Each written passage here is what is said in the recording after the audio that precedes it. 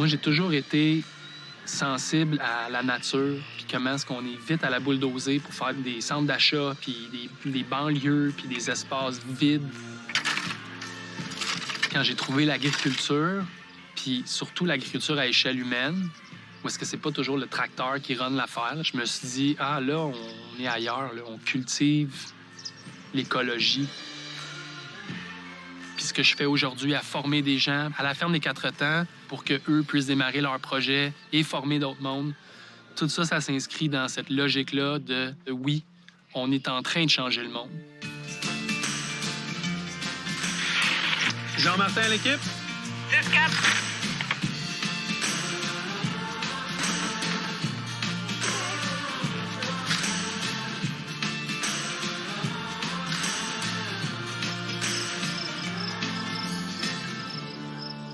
Dans la pépinière de la ferme, donc la pépinière où on appelle aussi la pouponnière parfois parce que c'est vraiment là où on va partir les plantes.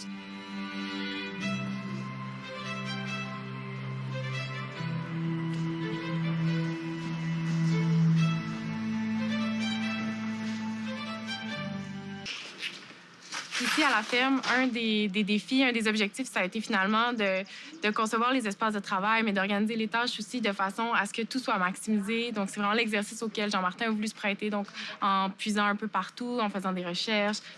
Donc, par exemple, toutes nos tables ici sont coulissantes. Ça veut dire que, là, je vais pas le faire trop pour pas écraser ma collègue, mais donc on peut les bouger puis créer des passages entre. Donc, oh, excuse-moi, Myrta, je te pointe un petit peu.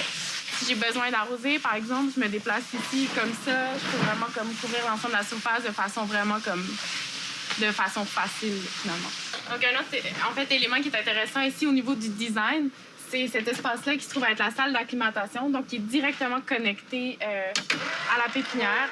Donc ça, ce qui est intéressant, c'est vraiment qu'une fois que la plante elle a fini sa croissance puis qu'on est bientôt prêt à la transférer dans le champ, on la met une semaine, avec une température moins contrôlée pour qu'elle s'habitue à avoir froid, qu'elle s'endurcisse, que le système racinaire se développe.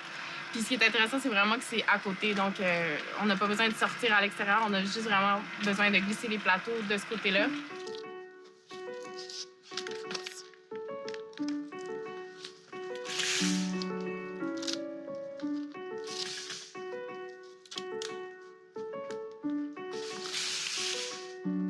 Ici, par exemple, ce qu'on voit, c'est des petits laitues, donc on appelle ça du Salanova. Donc, comme on voit, il y a plusieurs couleurs dans le plateau. Donc, c'est vraiment, nous, on a mélangé les semences avant même de faire le semis. Ça nous permet finalement de les transplanter tout ensemble sur la même planche dans le champ. Puis, au niveau de la récolte, le mix est déjà fait une fois qu'on récolte. Puis là, on pourrait dire, OK, bon, ça va prendre un temps fou à semer, à transplanter, tout ça. Mais on a, en fait, la chance d'avoir ici un semoir à vacuum. Donc, il y a un petit semoir qui nous permet vraiment de gagner du temps. Donc, on peut faire un plateau en quelques secondes avec cet outil-là. Donc, ça nous permet vraiment de gagner en efficacité. Puis là, ça vient que ça vaut vraiment la peine de faire du messelin de cette façon-là aussi. Comme quand on est dans un modèle où c'est avec un tracteur, pour que ça soit simple pour le tracteur, tu veux que ça soit le plus long possible. Mais ça fait quelque chose qui est monotone. Regarde, on voit Annie-Claude, là. Tu sais, ici, là, c'est son espace. Elle va pas faire de ici jusqu'à Saint-Hyacinthe avec son semoir. Tu sais, elle va faire 3-4 ans. Mais là, elle vient de semer quand même beaucoup de radis, là. Elle utilise un outil manuel. Elle n'a pas besoin d'un tracteur. Elle n'a pas besoin de toute une machinerie lourde, une machinerie qui crase le sol. Elle n'a pas besoin de quelque chose qui est cher. Tu sais, elle a du plaisir à le faire, là.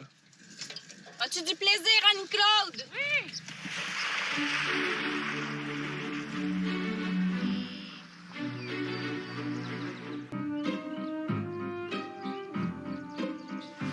Donc là, on prépare les plateaux de pousses. Là, on en fait un peu plus parce qu'on veut en avoir pour les marchés, étant donné que là, en ce moment, dans les jardins, il y a moins de légumes à apporter au marché. C'est le fun d'avoir les pousses pour les clients.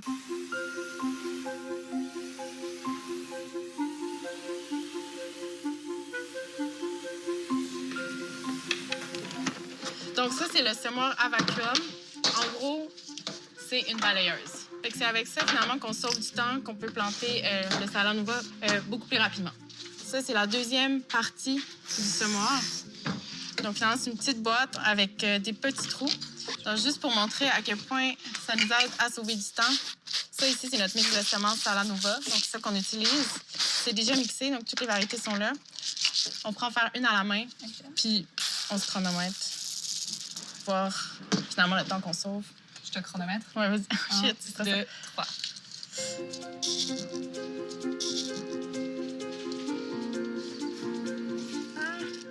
Ils sont durs à pogner. Mais là, c'est sûr que mon score va être terrible. OK, t'es à 35 secondes. Ça, c'est long puis c'est pas parfait. Tu sais, j'en mets plus qu'une dans les trous. Shit, j'espère que ça va pas me prendre plus que 2 minutes. T'inquiète. Oh shit, ça tombe. 42, 43, 44. Ben, avant qu'on puisse utiliser le semoir à vacuum, j'imagine que c'était vraiment le genre de petite tâche qui se faisait comme ça, à la main, lentement. OK, Top. bon. 1 minute 35. Ish. Je vais voir. C'est pas parfait. Ouais, c'est vraiment long, c'est sûr. Là, mais c'est clairement pour ça que ça existe, parce que c'est vraiment long. Donc, je vais chronométrer aussi le temps que tu ailles mettre les semences. OK, on Enfin, compare tu vas pas avec juste un. le temps du flip, là. Ouais. Tu l'as déjà utilisé Non, c'est ma première fois. la première fois. OK, super. Donc, je te montre ça rapido. Tu as deux entrées puis 2 sorties d'air ici. Donc, ça, c'est important pour que l'air aspire les semences dans les petits trous. Ben, c'est important de le garder ouvert. Puis celui-là, fermé. Donc, ça nous aide à avoir plus de puissance, comme dans de tir d'air, finalement. Puis c'est simple, on met les semences sur le plateau. Puis je parle à l'aspirateur, donc ça fait du bruit. 10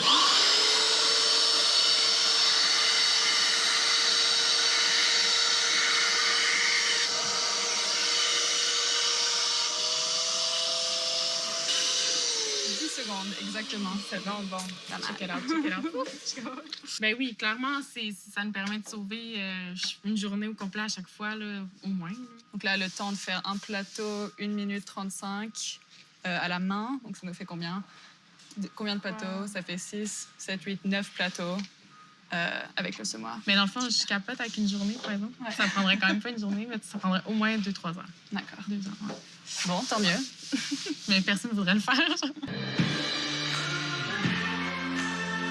Là, on est rendu début mai, puis on est à planter le jardin. Donc là, on a préparé beaucoup de semis. Là, on va les sortir à l'extérieur, on va les transplanter. Puis aussi, ça implique de préparer les blocs. Fait que là, il faut préparer les planches, mettre le compost, passer la grelinette. Pour les 3, 4, 5 prochaines semaines, là, planter le jardin, c'est le gros de notre travail. C'est comme un gros temps de l'année. Là. C'est comme un gros coup à donner, puis après ça, les récoltes viennent d'un coup. Là. C'est vraiment magique.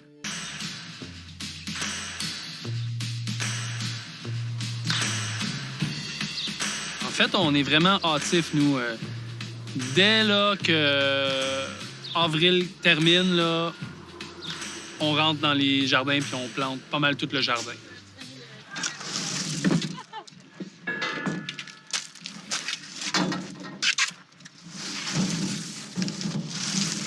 Okay, Hannah, do you mind to start this way? Yeah, because all the things are there. You want to? Yeah. Qu'est-ce que tu as oublié, Myrta? Mais on a pris 2 grelinettes, pas 3. OK, ben, dans le fond, veux-tu commencer à fertiliser? Oui, je peux faire ça. OK, good. Je pense que ça va être correct de grelinette. On prépare la terre pour les oignons de conservation qu'on va transplanter. Donc, c'est les étapes là, qu'on fait pour la plupart des cultures qu'on transplante. Donc, habituellement, on passe une grelinette. Après ça, on met de la fertilisation. On utilise 2 choses cette année. On utilise de l'actisol, qui est comme un fumier de poulet séché. Puis, on utilise aussi de la farine de luzerne. Ça, c'est les vers de terre qui triplent là-dessus. Puis, ça, je pense que ça fertilise aussi, puis ça active là, la vie du sol. Yeah, c'est bon.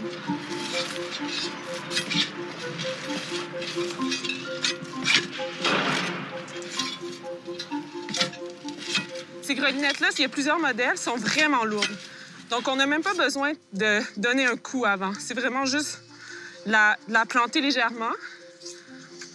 On monte dessus, puis on pèse finalement sur chaque côté sur ses côtés. On soulève la terre, finalement. Oui, ça la fait respirer, ça la décompacte aussi. C'est vraiment ça qui est important. C'est notre manière de travailler en profondeur le sol, sans le déranger. C'est vraiment ça, sa première fonction. Yeah, once you get going, you kind of just start to get in sync with the other person. Yeah, and for me, I find like you can get your efficiency in this kind of work when you get into a rhythm, and then you become kind of like yoga almost. You start breathing properly, and you start feeling like you're getting a bit of momentum. Lately, I've been thinking, you know, like, because it's such labor-intensive work, and you want to look after your body, because you don't want to cark it at like 60 and have a bad back from all the transplanting. It's really important to get fit for farming, as opposed to just thinking you'll get fit doing it. But the grelinette is a good way to get fit. Faire de la grelinette, c'est pas si difficile, non? Mais c'est sûr que, comme n'importe quoi, ça prend un moment, finalement, pour que ton corps s'habitue à travailler avec n'importe quel outil, je trouve. C'est sûr qu'au début, on découvre des nouveaux muscles quand on commence à... Surtout au printemps, là, quand la saison commence, on est comme, ah, c'est vrai, ce muscle-là existait. On travaille en ce qu'on appelle en planche permanente. Habituellement, les maraîchers, ils vont avoir des grands champs, ils vont labourer, ils vont hercer, ils vont disquer, ils vont tout préparer leur sol, puis là, ils vont semer. Nous, on a fait des plates-bandes, ça, c'est comme des buttes, puis eux sont permanentes. Elles vont jamais être labourées, elles vont jamais être changées de place, elles sont toujours à la même place. Nous, ce qu'on veut, c'est développer un sol qui est super sain, qui est super beau. Puis un sol, c'est la maison des vers de terre. Puis quand tu passes ton rotoculteur, puis quand tu passes tes charrues, tu viens tout détruire leur maison. Fait que tu peux plus compter sur eux pour faire le travail. Donc, une planche devrait mesurer 30 pouces. C'est mélangeant un peu en agriculture. On parle en pouces, on parle en centimètres. Je sais pas je pense que c'est comme le vieux leg. En tout cas, donc oui, une planche mesure 30 pouces. Tout est standard. Fait que pour nous, ça devient un langage, finalement. On peut se mettre à parler en planche. On fait une planche de ça. Il y a tant de bottes de carottes qui sortent d'une planche. Puis, étant donné que c'est toujours la même distance, bien, on finit par avoir des codes puis être capable de bien comprendre ce que ça implique, finalement, de chaque planche. Le 30 pouces, c'est intéressant aussi parce que ça permet qu'on puisse marcher d'une planche à l'autre sans être obligé de la contourner. Puis même, dans certains cas, on est capable de travailler par-dessus la planche. On est comme dans la crème. C'est fou, hein? On a le goût de se rouler dedans. Malade. Bon. La crème? La crème, dans le sens que en haut, il y a tellement de roches qu'ici, tu arrives puis tu rentres ta main, c'est comme... Wow! Sensation incroyable. La technique pour planter l'oignon, ce que tu veux, c'est que tu veux que les racines soient quand même bien enterrées. C'est plus comment tu es positionné pour être capable de faire ça longtemps puis rapidement. Fait que, tu sais, il y a la position comme ça, accroupi. Puis après ça, c'est carrément de faire ça vite. Fait que là, on veut minimiser les gestes. Fait que moi, je vais me promener, je vais faire un trou, je rentre, je pousse, je passe à l'autre. Alice, t'es-tu down? On fait une course, celui qui plante le plus vite?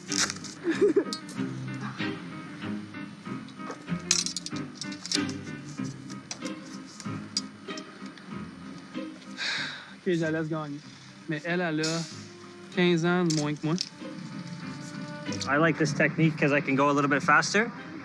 I step back, and I can do 9 at a time. So I step back, and it's better for my back. I can just set myself. And you have long legs. And I got long legs, so it's an advantage. I would have a hard time to be able to like this. Works, but...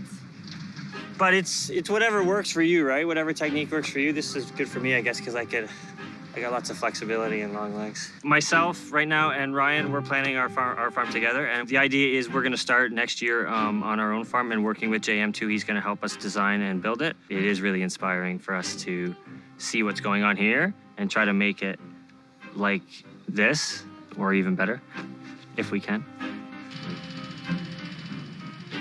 Sur une même planche, là, on va faire 2 à 3 semis différents. Fait que ce qui est en carotte va devenir en laitue, ce qui est en laitue va devenir en radis. Puis ça se fait de début avril à fin novembre. Donc, pour planifier tout ça bien, l'hiver, on fait un calendrier cultural où est-ce qu'on détermine à l'avance chaque légume, où ils vont aller, en quelle quantité. Ça, c'est un peu mon plan de match qui me dit exactement qu'est-ce que je vais planter où, dans quel bloc, puis par quoi c'est suivi. La planche, elle est utilisée plusieurs fois parce qu'on veut maximiser l'espace dans le jardin. C'est pour ça qu'on utilise la méthode bio-intensive, là, où est-ce que là, les légumes sont très, très collés les uns sur les autres, mais le temps aussi. Puis la façon de maximiser le temps, c'est d'avoir des légumes qui se suivent. Donc, quand la laitue est récoltée, là, le jour d'après, on plante des radis. Quand les radis sont récoltés, le jour d'après, on plante des fenouils. Mais les fenouils, si on veut les planter, là, il a fallu les partir 4 semaines avant. Fait que là, c'est pour ça que ça nous prend un calendrier qui nous permet de tout calculer ces choses-là. Puis c'est ça que Annie-Claude suit tout au long de la saison.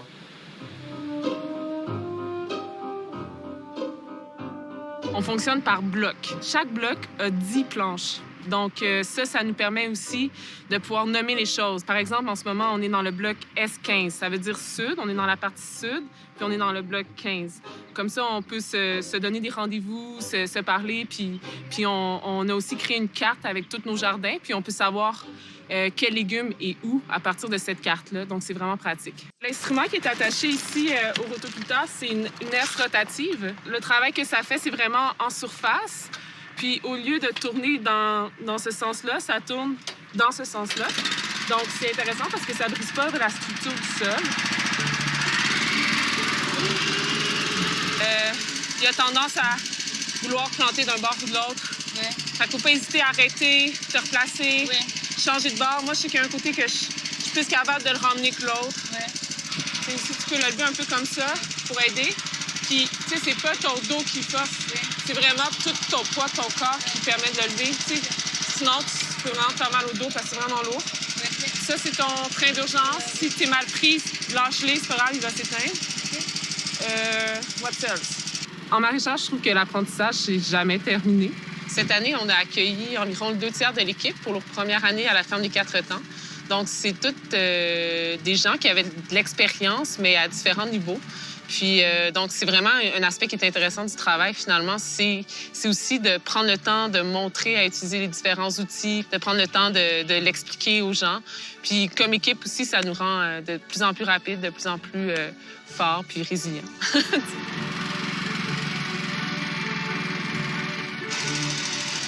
Peut-être pas comme ça, là. Non. Donc, aussi comme ça. Puis là, tu repars. Learning!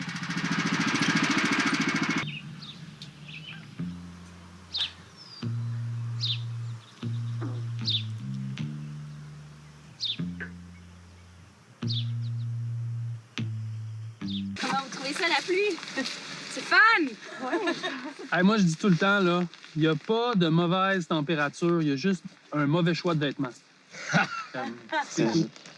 Ça, c'est parfait, là. Moi, on est super bien. Récolteuse à mescleur. Donc, c'est un outil qui est comme manuel, puis qui nous permet de récolter les petites verdurettes.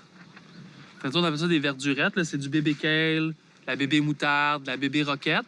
C'est semé vraiment serré comme en pain sur la planche, on le voit.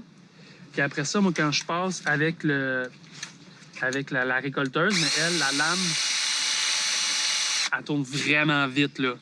Puis c'est vraiment tranchant, ça. Fait que là, ça donne une coupe super franche. Puis le macramé ici, lui, il sert à être sûr que les verdurettes tombent dans le panier.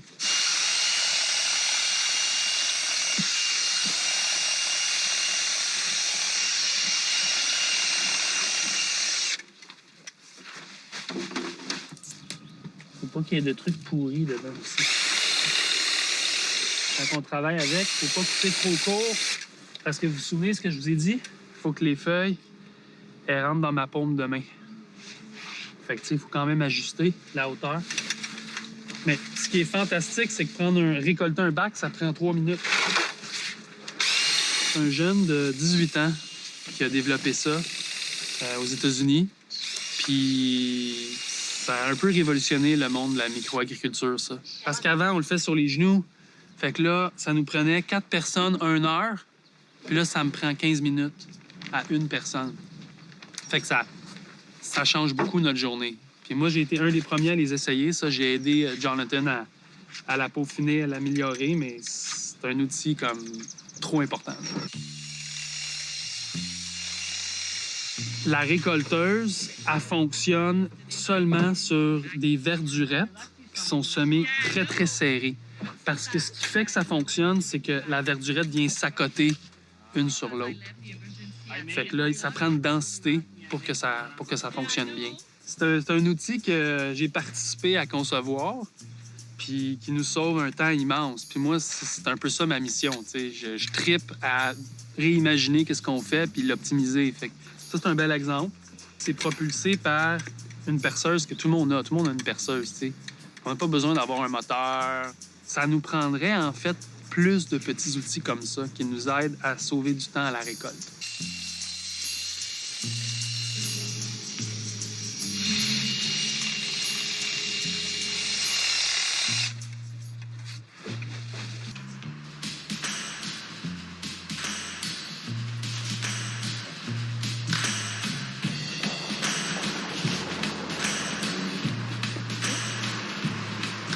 Dans une serre, tout est contrôlé. Fait que c'est moi qui décide quelle température il fait, quand est-ce qu'on arrose, combien on arrose, c'est quand qu'on ouvre les fenêtres, des choses comme ça, la ventilation.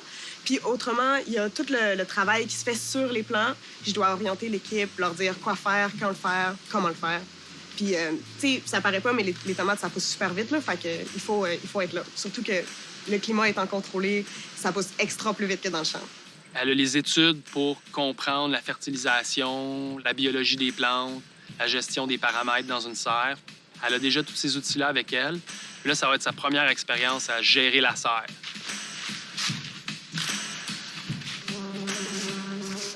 Ça, c'est notre ruche de bourdon. Je sais plus, il y en a combien, peut-être 200-300. Puis ça sert à polliniser les plantes. Dans le fond, ils vont visiter chaque fleur au moment exactement où la fleur a besoin de se faire polliniser. Avant d'avoir une ruche, on brassait les plants comme ça, puis ça permet la pollinisation aussi. Mais, tu sais, nous autres, on le fait, puis c'est pas nécessairement quand la plante...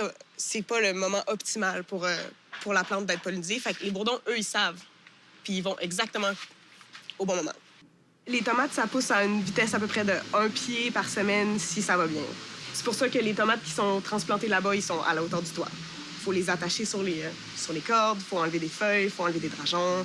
Il y a beaucoup, beaucoup de travail en serre. On essaye de tout faire le travail le lundi, puis on a besoin d'une centaine d'heures en tout. Fait que, calculant 10 heures par jour, ça fait 10 personnes en serre le lundi.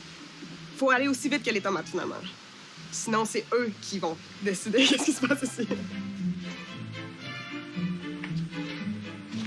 Dans le fond, ici, qu'est-ce qu'on recherche, c'est à exposer un peu les fruits pour augmenter légèrement la température. C'est pour ça qu'on enlève les feuilles.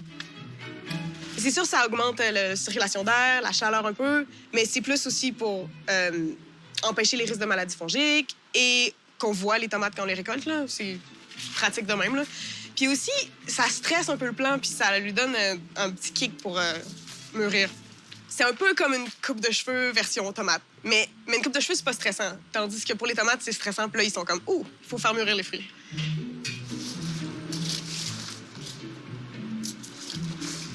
Alice, c'est quelqu'un de très fiable. C'est quelqu'un de très débrouillard. C'est quelqu'un de très intelligent. C'est quelqu'un qui réussit quand elle entreprend quelque chose. Moi, ça me donne très confiance qu'elle va y arriver. Une autre chose qu'on doit faire toutes les semaines dans les tomates, c'est enlever les drageons. La plante ici, ça, c'est sa tête. C'est sa tête principale, c'est elle qu'on veut garder. Mais les tomates, étant ce qu'elles sont, elles créent des nouvelles têtes à chaque fois qu'elles créent une feuille. Fait que ça, c'est la feuille. Ça, c'est l'autre feuille. Puis ici, on a une nouvelle tête qui pousse. Fait que toutes ces têtes secondaires-là, on les veut pas pour éviter que ça devienne une jungle. Fait qu'à chaque semaine, on doit prendre le pied de tomate qui a monté pendant que t'étais pas là, puis on enlève les drageons, simplement, comme ça. Ça, c'est une feuille. Ça, c'est une tête. Mais la tête principale est là. Fait qu'il faut enlever toutes les têtes secondaires. Comme ici, on essaie pour pas blesser la plante, là, on peut les prendre quand ils sont vraiment petits. Fait que ça, c'est une future tête, je l'enlève. Sur une ferme bio-intensive, il faut bien planifier et travailler avec des outils qui nous permettent d'être super efficaces. Souvent, ça se passe dans les petits détails, comme par exemple ici, on travaille avec différentes bâches. On a des filets contre les insectes, des géotextiles puis des bâches à ensilage. Une grosse partie de notre travail, c'est de manipuler ces bâches-là, de les installer, de les enlever, de les bouger, puis de les ancrer au sol avec des sacs de roches. Fait que, tu sais, nous, c'est pour ça qu'on travaille avec des blocs de production qui sont tous de la même dimension.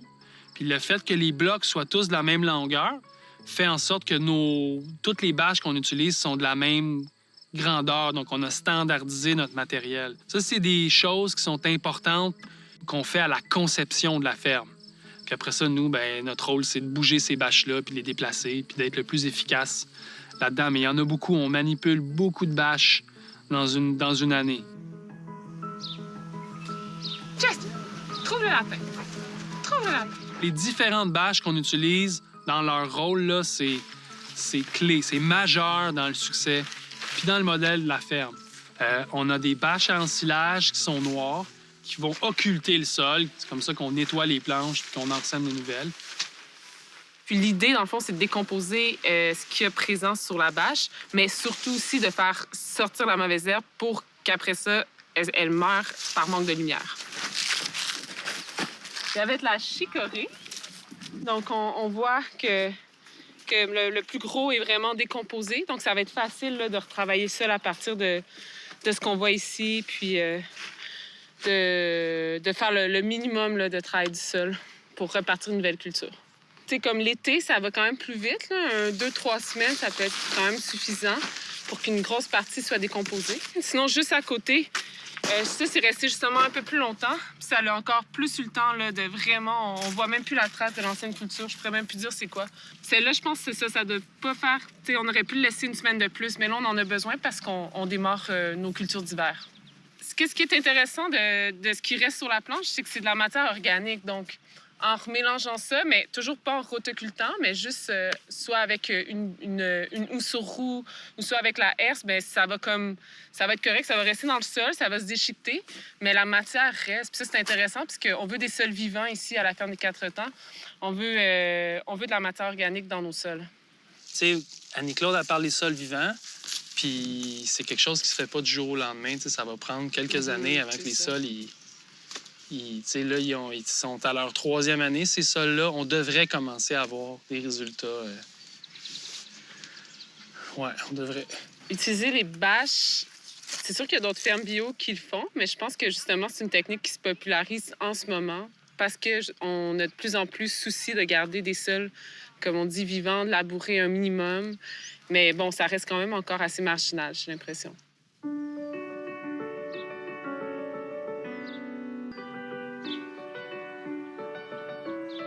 Ça, c'est les géotextiles. Fait que c'est un couvre-sol, puis on a fait des trous dedans avec une torche. Puis les trous sont aux espacements. Fait que là, ce que ça fait en sorte, c'est que là, la culture, tu sais, on n'aura pas de désherbage partout. On va avoir peut-être quelques mauvaises herbes dans les trous, mais c'est tellement minime. Fait qu'une fois que la culture est mise en terre, on n'a comme plus besoin de sarcler, on n'a plus besoin de biner. On fait juste attendre que la récolte soit prête. Fait que ça nous sauve beaucoup de temps de désherbage.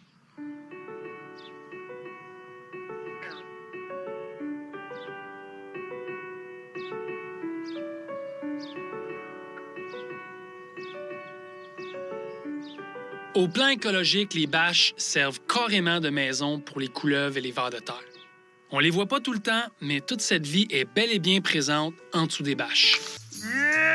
Ça, là, c'est le futur et le passé de l'agriculture. C'est pour ça qu'on utilise les bâches noires.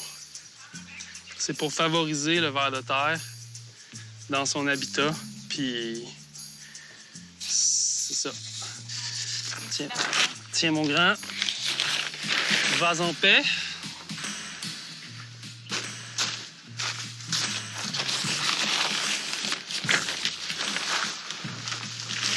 Oh, il y en a une belle grosse là. Ah, mais non, on va te voir! Ça prenait un comestible pour la couleuvre. Une couleuvre. Fait qu'eux autres, ils peuvent manger les petites souris, les petits mulots. Ça va être peut-être petite un peu pour des souris, là, mais... Des petits mulots, des bébés mulots, elle va te les ramasser. Ouais, puis elle va grossir. Ouais. Puis c'est un crapaud. Tu sais, lui, c'est un ami. C'est un ami du jardin. Ils vont manger aussi les limaces. Non, les limaces, ça vient souvent bouffer les laitues. Tu sais, crapaud, couleuvre, vers de terre. La morale de l'histoire, c'est qu'on veut des sols vivants, puis on veut un écosystème dans nos légumes. Tiens, mon grand. Là, on est à la fin de l'été, puis on rentre dans une période où il y a une passation des pouvoirs, un transfert de connaissances. Il y a des gens qui avaient des postes, puis qui tranquillement sont en train de former d'autres personnes qui vont prendre le relais de ce poste-là. Ça ralentit un peu notre rythme, mais c'est une étape qui est vraiment importante en prévision de l'an prochain. C'est aussi le temps qu'on a pour préparer nos planches pour l'hiver, mettre du compost, semer les engrais verts. C'est vraiment beaucoup de travail.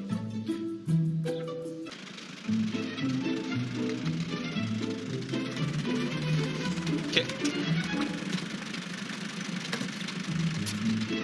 Le compost, ça joue deux rôles. Ça nourrit le sol, puis ça nourrit la culture. Puis ça l'ajoute aussi beaucoup de microbes puis de vie bactérienne dans ton sol.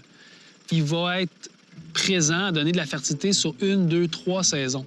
Fait qu'on en rajoute à l'automne, mais quand on fait ça, on s'assure qu'il y a toujours un couvert pour éviter que le compost se fasse lessiver par les pluies d'automne ou de printemps.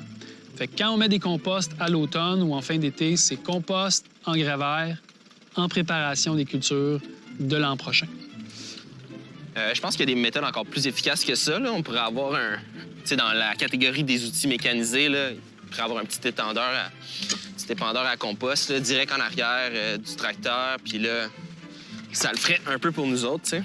Là, comme on a besoin d'être deux, fait que c'est sûr que...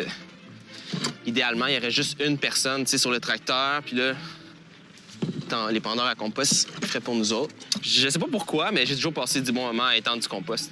Ça annonce de quoi de nouveau, tu sais.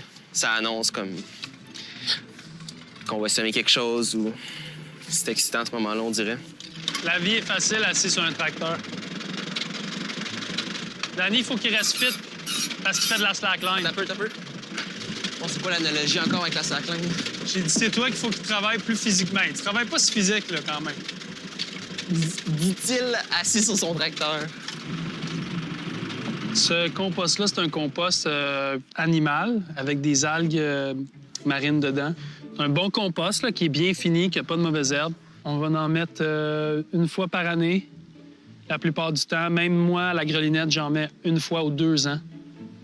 Parce que son sol est déjà bâti à la grelinette aussi. Tu sais, avec le temps, si on regarderait les quantités de compost que vous avez mis au fil des années, ça va toujours un peu en descendant. En diminuant. Puis nous, ici, c'est la 2e saison de production maraîchère. Le sol est encore à bâtir, tu sais. Mais éventuellement, avec les années, bien, le sol, il va être de plus en plus vivant, puis il y en aura de moins en moins besoin. Bien, moi, quand on parle de fertilisation, d'après moi, c'est vraiment comme pour combler un besoin pour un légume, tu sais, pour une carotte. Tu sais, on sait qu'il y a besoin de tel nutriment, fait que là, on va fertiliser, on va donner les nutriments pour spécifiquement la culture. Tandis que quand on dit qu'on nourrit le sol, bien là, c'est vraiment qu'on veut aller donner de la nourriture à tous les êtres vivants qu'il y a dans le sol. Puis eux, leur travail, c'est faire du compost directement dans le sol. Mais au début, il y a moins de vie, il y a moins de nourriture accessible, fait que finalement, il faut comme qu'on leur en donne. Enseigner, c'est apprendre. C'est sûr que moi, je peux prendre Danny et lui montrer comment faire les semis directs, mais que Annie-Claude le fasse, par exemple, en le faisant avec lui, ça permet à Annie-Claude de tout asseoir son savoir-faire puis de bien comprendre qu'est-ce qu'elle fait parce qu'elle doit le montrer. Puis ça, dans le processus d'apprentissage, c'est super important. Puis ça vient un peu fermer la boucle à ton mandat, si tu veux, à ce que tu as appris, tu sais. Super. Donc, c'est ici qu'on va faire 4 planches de semis, 2 mini-moutardes, 2 mini-quenelles.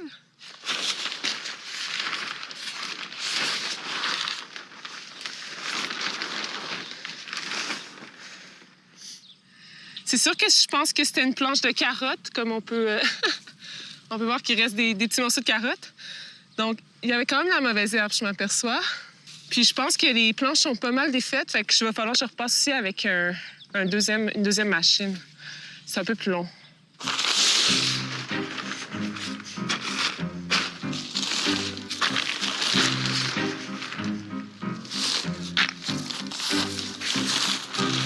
Ah, ben Dani, tu vois?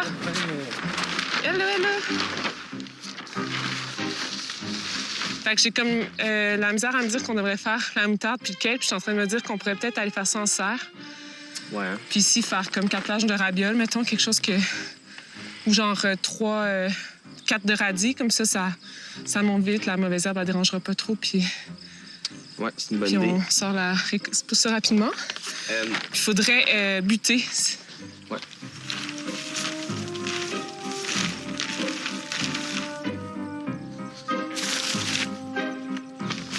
Les planches sont un peu affaissées. Il y a beaucoup de roches ici, comme... Ça, c'est un travail de long terme, tu sais, enlever les roches d'un champ, là, ça prend toujours comme beaucoup d'années, là, ça se fait sur comme 5-10 ans. Fait que là, on est comme au début du processus-là. Ça fait des carottes croches, tu sais, ça fait des carottes qui arrivent, qui poussent, puis qui là... Oh! Fini! Et que ça fait des carottes grosses en même. Fait que là, il faut que je passe le motoculteur pour buter. Parce que toutes nos buts sont défaites dans ce champ-là, ici. Fait que là, on veut vraiment des belles planches parce que ces cultures-là vont rester longtemps dans le champ. On veut les maintenir là, pour l'automne, même un peu le début de l'hiver.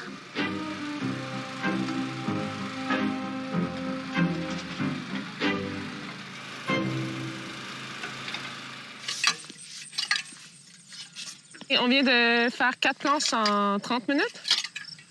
Donc, transformer un bloc, dans le fond, c'est pas mal une bonne heure. Si on bute, on passe la herse, on passe les râteaux. Donc, là, on va semer 4 planches de ravioles. Puis là, je suis allée chercher les bonnes roulettes qui ont le bon trou pour la bonne grosseur de semences. Donc, les semences vont tomber dans les trous. C'est fait pour qu'il y ait 1 ou 2 semences là, qui tombent dedans, mais pas plus. Puis là... Okay, je sais pas ce que t'en dis. Moi, je pense que c'est bon. Moi, je pense que c'est très bon. Une autre chose qu'il faut s'assurer, c'est toujours d'avoir la bonne semence. Ça m'est arrivé au début de saison de vouloir faire vite, puis de semer la roquette à la place du rabiole. Fait on trouvait ça comme un peu plate, là, quand était venu le temps de devoir récolter des ravioles, de s'apercevoir qu'on avait comme des gros bouquets de roquettes. Non, ça va. Les erreurs, ça fait partie, dans le fond. Ça fait partie de l'apprentissage. C'est pas mal toutes les erreurs qu'on peut faire. Je trouve, je les ai faites un peu cet été. T'es fait une fois, puis t'es fait plus jamais parce que tu portes ton attention après là-dessus, puis tu le sais, tu sais, comme que faut pas le reproduire, là. T'es bien mieux de les dire aux autres, tes erreurs. Ouais. Comme ça, ils savent aussi. Comme ça, toi, tu as fait l'erreur pour tout le monde. C'est ça. Tout le monde a besoin de faire la même erreur avant de comprendre. Bon, là, Dani, tu peux mettre 30 grammes de semences dans chaque contenant.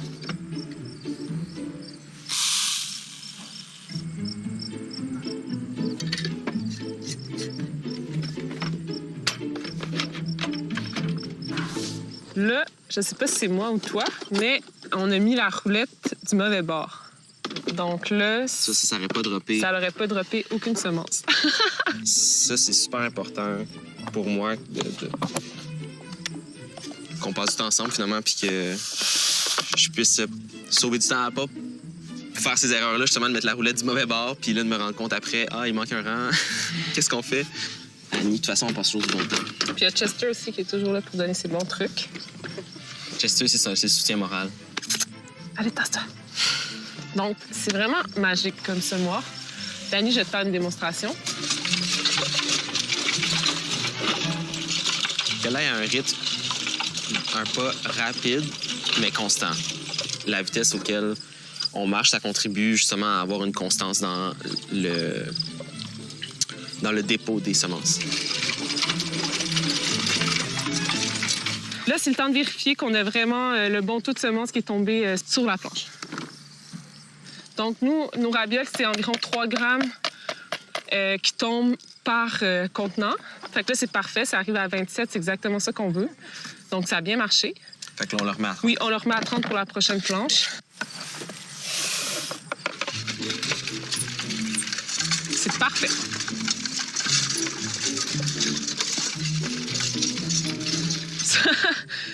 C'est vraiment bon, puis c'est vraiment droit, là. C'est super. Si je perds des points, c'est à cause des roches. Sérieux, tu sais, c'est dans les premières fois qu'ils sèment, puis c'est vraiment droit, ça roule tourne bien. Je trouve que ça va être un super beau semis. Yeah!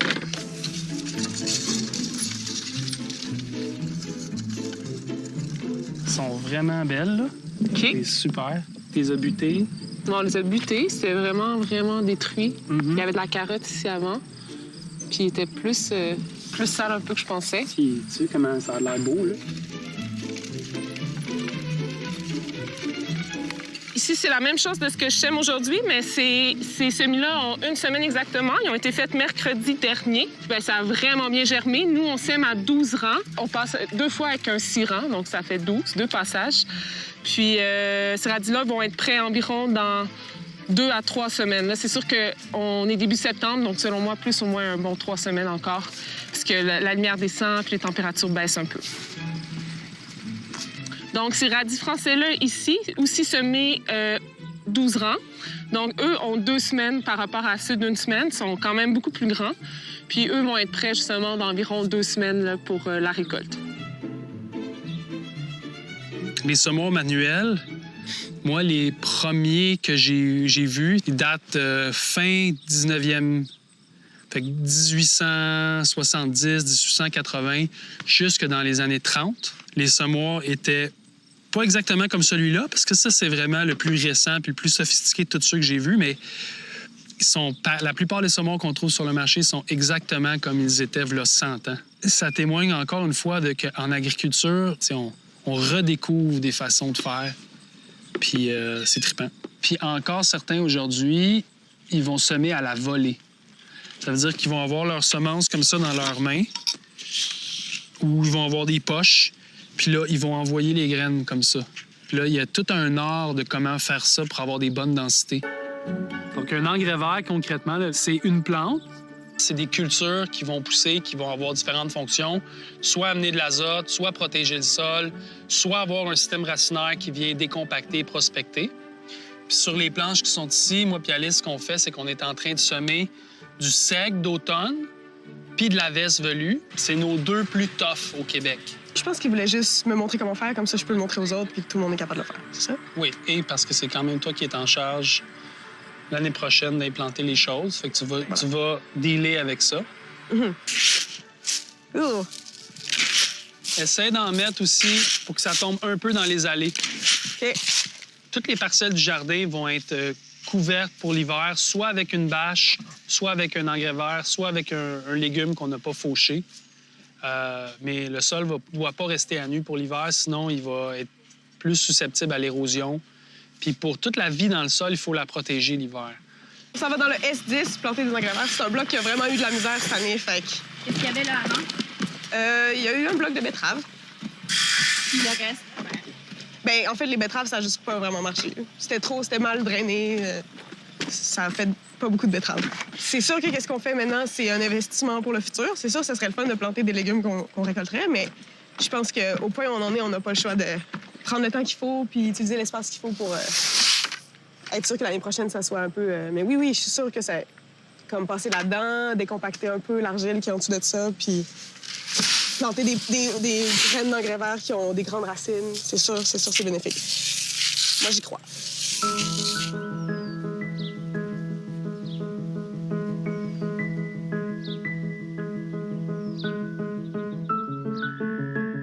L'engrais vert est surtout populaire sur les fermes bio, mais de plus en plus de maraîchers en conventionnel font aussi des rotations avec des engrais verts. Habituellement, c'est des prairies, c'est des engrais verts qui vont être là sur plus qu'une saison. Mais nous, ici, c'est des engrais verts là, de demi-année ou de tiers d'année.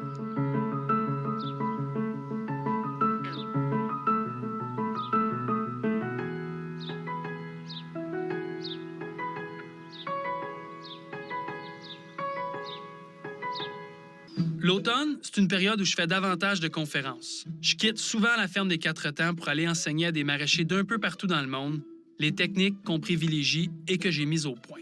À chaque année, je m'arrête dans le Maine dans une foire agricole un peu épie, le Common Ground Fair. Pour moi, c'est l'occasion idéale de rencontrer mon ami et mentor Elliot Coleman, pionnier du maraîchage bio-intensif sur petite surface et grand spécialiste des légumes en hiver. Les gens qui viennent au Common Ground Fair viennent acheter des produits, des outils ou encore assister à des ateliers. Moi, je viens donner une conférence et une démonstration où je vais montrer aux gens comment utiliser des outils essentiels au maraîchage bio sur petite surface. Feels like home. There he is. Monsieur! Elliot. Hey, Elliot. Good to see That's you. awesome. Yeah. Good morning. This is my friend Buongiorno. Mirta from Italy. No. Nice to meet you. And Mirta has grown up on a biodynamic natural wine estate. So she, But I love vegetables, so. and she works with me at the farm now with my crew. She's in the crew. Great. Et ça, c'est, Bonjour, monsieur le film crew. ça, c'est Elliot. On va aller visiter sa ferme demain. We can go get seaweed tomorrow. Ah, I love The that. tide is perfectly low at 9. Parce que lui, il fait ça, il fertilise ses champs avec les algues. Fait que demain matin, il dit que c'est parfait pour qu'on y aille.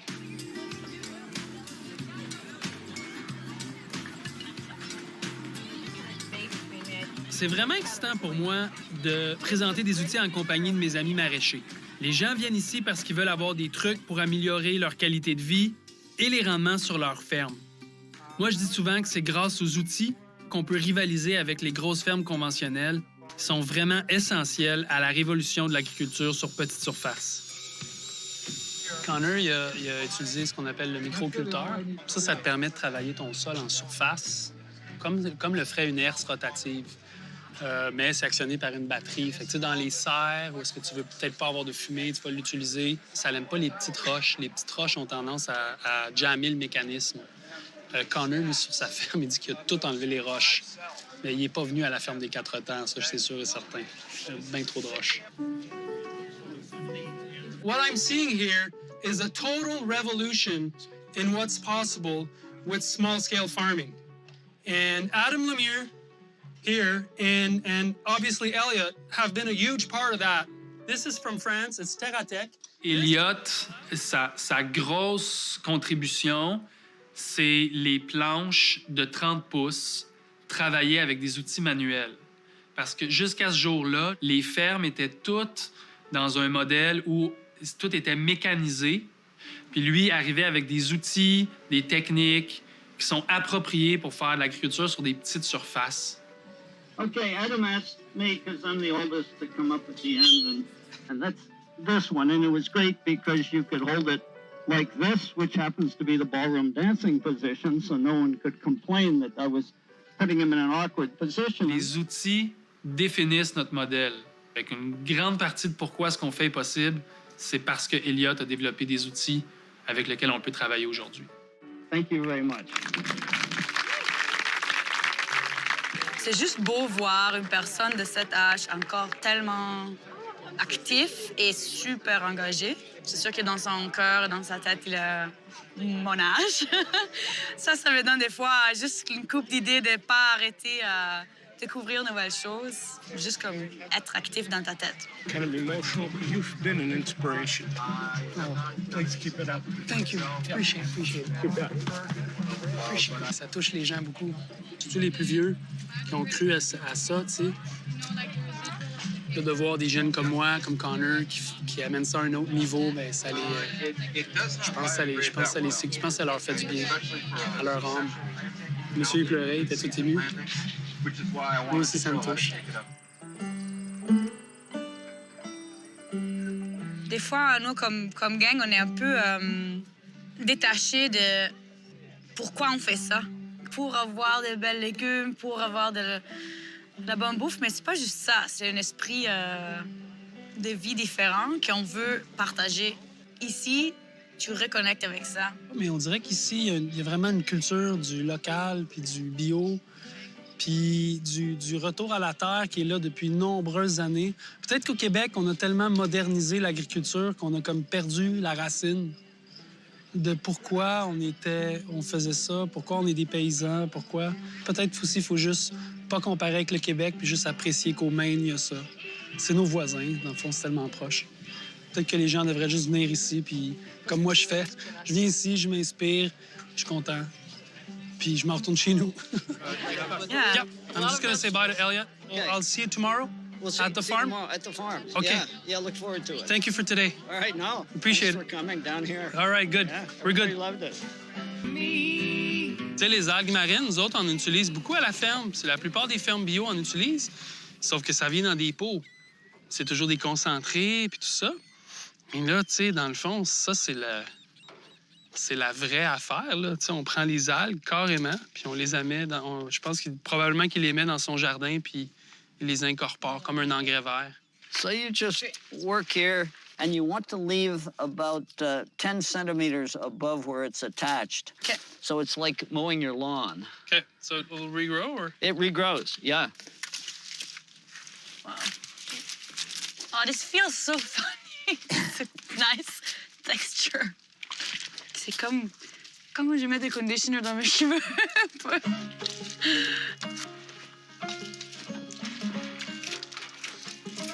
Les algues marines, ça apporte beaucoup d'oligo-éléments, des éléments mineurs dans le sol.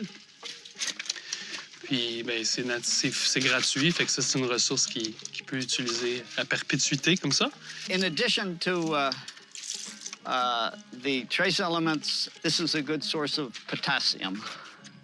And a sandy soil like ours can use extra potassium. So it's like nature put us near the oceans so we could benefit.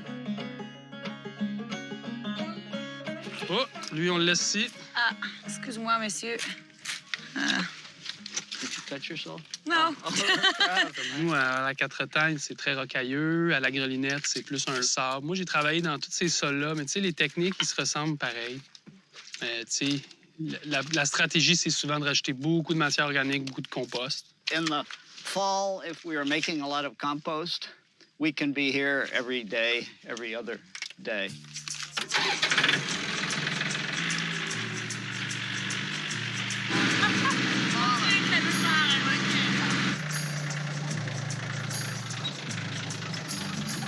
Great. You have a favorite one, Elliot? Oh, either one. I'll take that one. Okay. Le but, c'est de ne pas se faucher Ouais. les uns les autres. Stand over in the middle. Then nobody will hit you with a fork. Elliot fait son propre compost, puis utilise des balles de paille comme ça. Puis là, il prend tous les résidus de la ferme, tous les débris végétaux. Il fait juste faire des couches comme ça. Puis éventuellement, il vient avec un tracteur, puis il fait juste tourner la pile. Puis si on regarde en arrière, ça, c'est fini. Le compost fini. The difference between organic farming and chemical farming is what we put into the soil are materials that are naturally in there that make the soil more fertile. We're just putting in extra amounts of them. Like if you're making a sauce and you add extra cream and it makes the sauce better, basically it's like cooking. Ça me donne le goût de faire ça à la ferme des Quatre-Temps. C'était comme un projet que je remettais toujours à tantôt parce qu'on était en train de faire autre chose. Puis, tu sais, chez nous, c'est facile d'avoir du bon compost. Ici, lui, Elliot, il est tellement loin. J'aurais pas des algues, mais je sais pas, je pourrais peut-être trouver d'autres choses. Peut-être des feuilles d'automne. Je sais pas.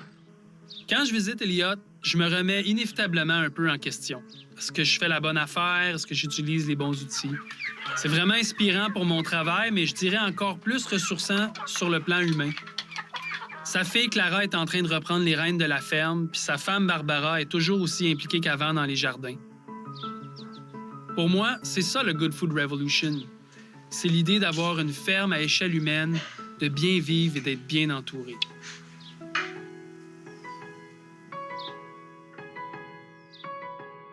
La bibliothèque d'Elliot, c'est la deuxième fois que je viens.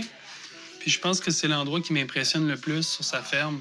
Darwin qui parle sur l'humus puis le rôle des vers de terre. Je veux dire, faut pas penser que on savait pas ces choses-là. Là. Quand même, Darwin, c'est pas un pied de céleri. Là. When you think about how much the world lost when the library at Alexandria was destroyed, and now all of our information is on bits in computers, little electronic things. And my gosh, what if something happened to that? I'm glad there are still books. This will be the library at Alexandria 100 years from now. And all of these people are my grandparents because they can pass on what they knew to me. Elliot, il dit que la bibliothèque, c'est comme ses ancêtres, ses grands-parents, parce que dans le fond, c'est du monde avant lui qui lui raconte l'histoire de l'agriculture. C'est cool.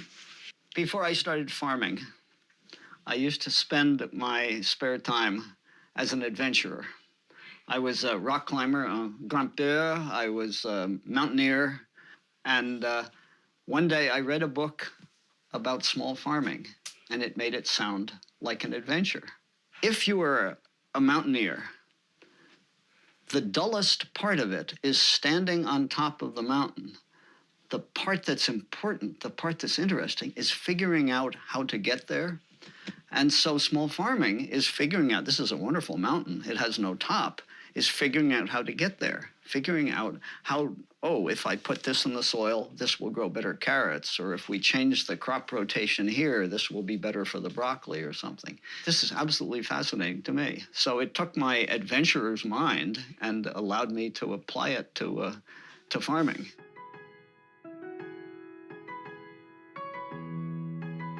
Moi, quand j'ai commencé en agriculture, moi, j'ai lu son livre, The New Organic Grower, puis j'étais à Santa Fe, au Nouveau-Mexique. Puis quand je suis revenu, je lui avais écrit une lettre à la main. Je lui avais dit « Cher Elliott, merci d'avoir écrit ton livre. Ça m'a beaucoup inspiré, moi puis Maud Hélène. Blablabla, on est des jeunes, blablabla. Pour nous, c'est quelque chose qui s'ouvrait. » Puis je lui avais demandé si on pouvait venir visiter la ferme. Puis il m'avait réécrit une lettre papier. Il m'avait dit « Sure, drop by the farm anytime, Elliott. » Puis j'avais reçu la lettre, puis là, on était revenus ici, sur le retour au Québec, avant de commencer notre propre jardin. Puis on avait vu la ferme, on avait rencontré Elliott comme ça, une rencontre essentielle.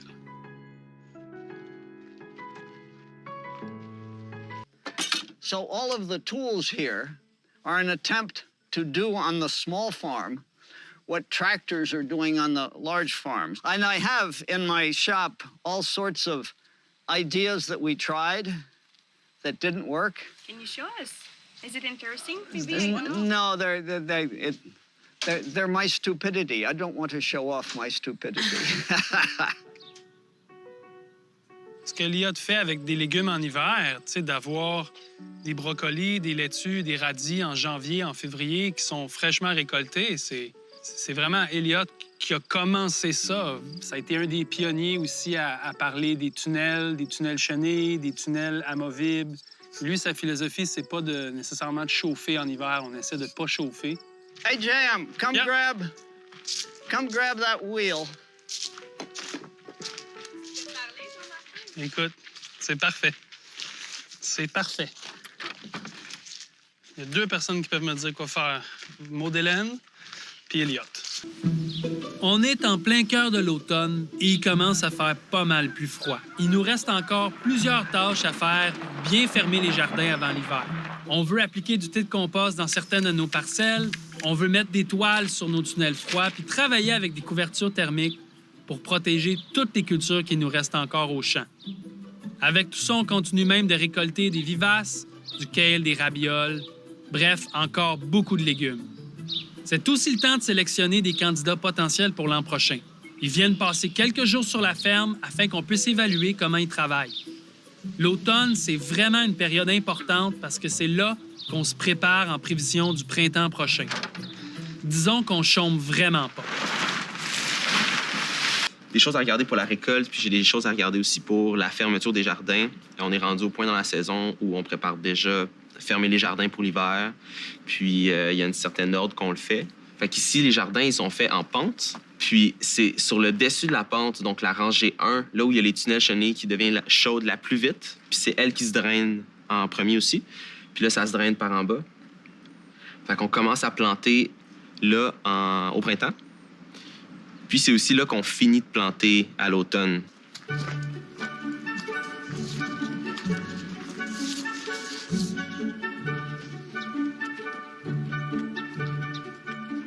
Une des choses qui est super importante qu'on fasse à l'automne, c'est de fermer les jardins pour l'hiver. Puis qu'est-ce qu'on veut dire par là? C'est que ton sol, s'il est laissé à nu, quand il va avoir la fonte des neiges, ou s'il y a des grosses pluies, ou même des grands vents, toute la couche de sol va tout commencer à s'éroder, puis tu perds toute ta fertilité qui est dans les premières couches de ton sol.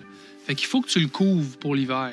Puis là, on utilise différentes stratégies. On va soit mettre un engrais vert, puis même si l'engrais vert, là, il est de quelques centimètres, c'est assez pour tenir le sol intact. Sinon, on va mettre des bâches noires, nos bâches d'occultation, qu'on va les laisser sur les blocs pour les protéger pour l'hiver. Fait qu'on a plusieurs stratégies, mais ce qui est important, c'est de ne pas laisser le sol à nu pour l'hiver.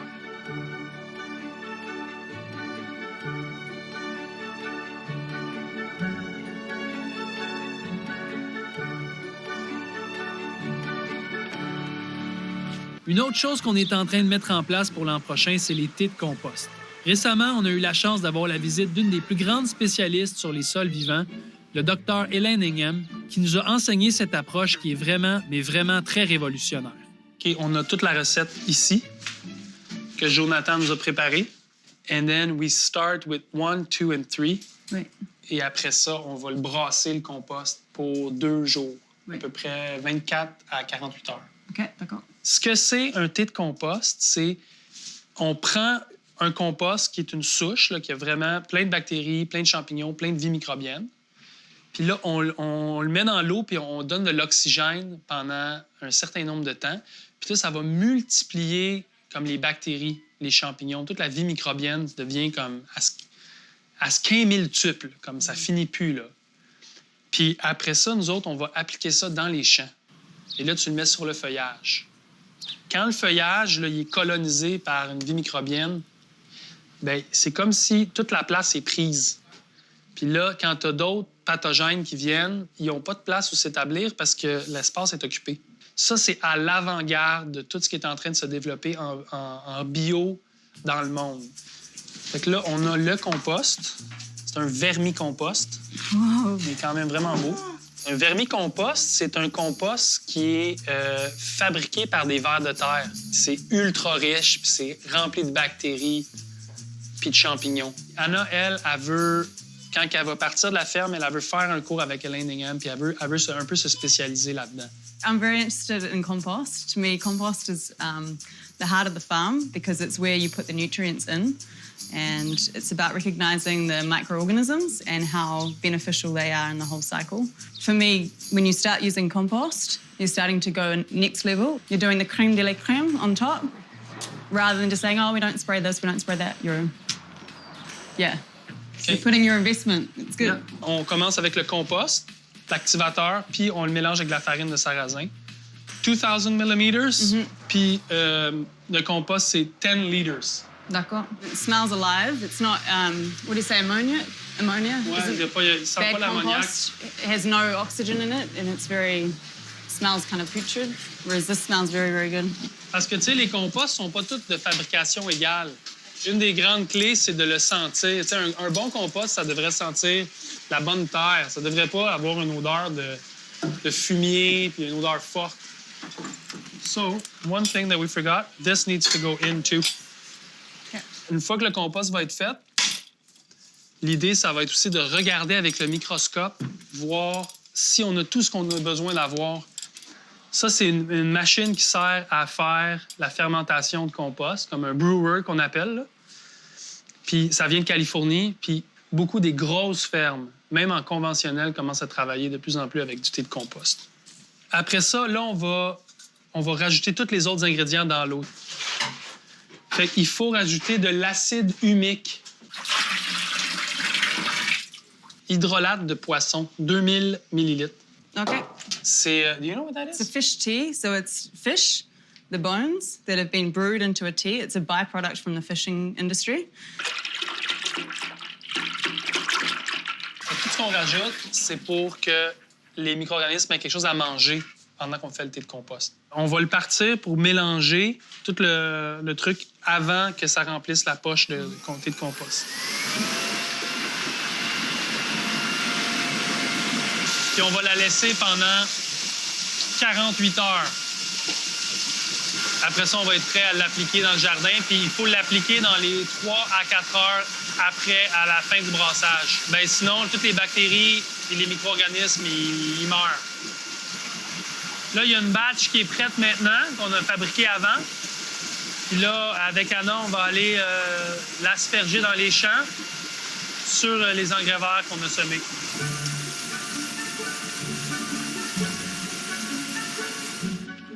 Super exciting, man.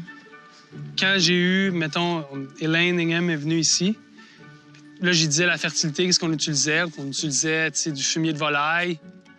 Elle dit ça, tu voudrais enlever ça de ton système, définitivement. Puis là, après ça, on avait beaucoup de filets anti-insectes. Elle a dit, ça aussi, tu n'auras plus besoin si tu fais ça bien. Là, j'étais comme, oh, là, c'est... Puis, tu sais, j'ai le loisir ici à la ferme des Quatre-Temps de faire des expériences, une ferme expérimentale. Fait que je pense que dès l'an prochain, je vais juste appliquer ces recommandations puis voir qu'est-ce que ça va faire. Là, ce qui est encore plus merveilleux avec l'histoire d'été de compost, c'est qu'on est capable de les appliquer avec nos gicleurs habituels. Fait qu'il n'y a pas plus d'étapes. Concrètement, je pense que les résultats vont arriver d'un coup. Ouais, je pense que l'année prochaine, il n'y aurait pas de filet anti-insectes sur la ferme. Si jamais on réussit à prouver ça, ça va réinventer l'agriculture, ni plus ni moins. J'ai tendance à y aller full-on, puis je sais pas si c'est moi qui n'est pas très scientifique, mais je trouve que l'enthousiasme joue un rôle important dans le succès de ce qu'on fait, fait que je suis pas mal excité. Là, ce qu'on va faire, on va tasser les sacs puis on va juste la replier ici. Fait qu'on la plie en deux, puis en deux, puis ça va se ramasser ici. Le vent, il arrive comme ça. Quand les sacs vont être tout enlevés, on peut tous se mettre à différentes places là-bas, puis là, on peut tous tirer en même temps. T'es prêt? On s'en va par là. On la garde proche du sol, hein?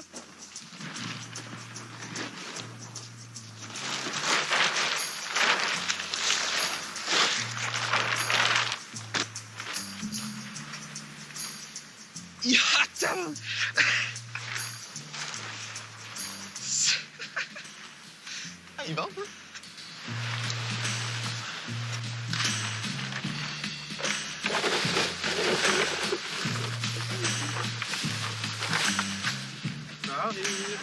C'est surtout dur à vraiment garder la ligne droite parce que là, tu perds le fil. Là, des fois, de temps en temps, il faut que tu t'ajustes, mais c'est super facile. Après avoir mis la gousse, on va venir passer un râteau par-dessus pour renchausser, pour enterrer finalement le bulbe qui va passer tout l'hiver là.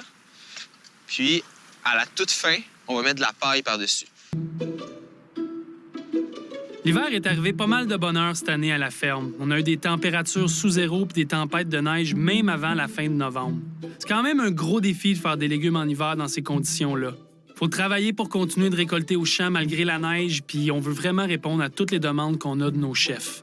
En fait, c'est vraiment stressant. Sinon, en décembre, on fait beaucoup de planification en gang. C'est l'occasion de voir si on a atteint nos objectifs et de cibler ce qu'on peut améliorer pour l'an prochain. On utilise des mini-tunnels, des tunnels chenés, des tunnels froids. Puis dans les 3 cas, on voulait mesurer quand les températures descendent, c'est quoi les différences de température entre les 3. Donc avec Alice, on a mis des sondes. Puis là, quand les températures descendent, on voit graphiquement les écarts de température. C'est sûr que quand tu te lances dans l'agriculture d'hiver puis que tu as plein de sortes d'abris puis de tunnels, c'est intéressant de savoir comment ils fonctionnent puis à quel point ils livrent la marchandise. Là. Alors ça, c'est les petits thermomètres qu'on a utilisés. On en a acheté 6 pour pouvoir prendre des données comme simultanément dans différents endroits. C'est vraiment, vraiment simple. Dans le fond, c'est comme une clé USB que tu mets dans ton ordinateur. On voit avec la ligne bleue ici, ça représente le thermomètre qui était dehors, qu'on est allé jusqu'à moins 8,5. Puis on voit que déjà, avec un tunnel froid, là, les tunnels qu'on a ici dans le jardin sud, ils faisaient seulement moins 2. Fait que ça, c'est un gain de à peu près 6 degrés. Si tu rajoutes une couverture flottante, tu gagnes un autre 3 degrés. Puis là, ça gèle même pas dans le tunnel, en dessous de la couverture flottante. C'est quand même le fun à savoir. C'est la même chose pour n'importe quel comme protocole de science. Là. C'est que tu viens mettre des données sur qu'est-ce que tu pensais ou vérifier ou concrétiser.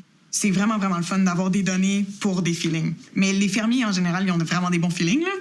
Comme, tu fais des études derrière, puis t'es comme, ben, t'avais raison. Mais encore une fois, on le savait, mais c'est le fun d'avoir une échelle de grandeur puis des chiffres. Là. Faut jamais oublier que le contexte il est unique parce qu'on est supporté financièrement par M. Desmarais, puis son désir à lui de faire une ferme qui est différente, qui est innovante, qui n'est pas comme les autres fermes.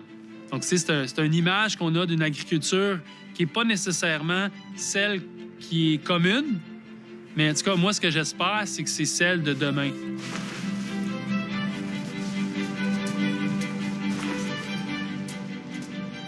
Et si ce projet-là prend vie, c'est vraiment grâce à l'équipe, aux fermiers qui ont envie de faire les choses autrement, de repartir avec tout ce qu'ils auront appris ici puis démarrer leur propre projet, faire leur propre ferme. Je suis vraiment, vraiment fier du travail qu'on a accompli tous en gang cette année. Mais là, c'est le temps d'aller se reposer. On prend 2 semaines de vacances et on se retrouve en janvier pour la prochaine saison.